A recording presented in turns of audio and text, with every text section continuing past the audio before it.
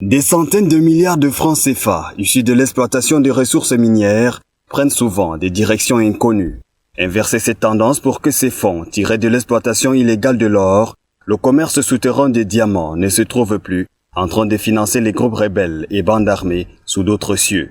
C'est l'exercice auquel les parties prenantes à ces séminaires de Douala se livrent.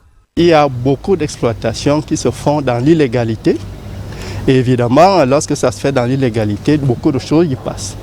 Vous comprenez, donc tout le problème vient déjà à ce niveau-là. Il faut évidemment prendre des dispositions pour maîtriser. Que tous ceux qui opèrent dans ce domaine d'activité le fassent suivant la réglementation en vigueur.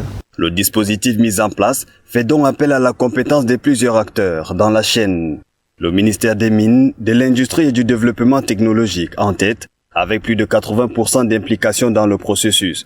Le ministère des Finances, l'ANIF et tout récemment la Sonamine qui fait ici ses premiers pas, conjuguent tous leurs efforts à l'effet de redresser le secteur et faire bénéficier réellement au Cameroun les retombées de son sous-sol. Donc le ministre a parlé de l'évaluation nationale des risques et cette évaluation a montré justement un certain nombre de défaillances de notre système de lutte. Donc il est question donc de combler les risques les défaillances qui ont été décelées pour que le système de lutte soit le plus efficace possible. Pendant 2 jours, il sera question pour ces acteurs de réévaluer la stratégie, identifier les failles et redéfinir les rôles pour que les ressources minières camerounaises ne servent plus sur le terrain de l'illégalité.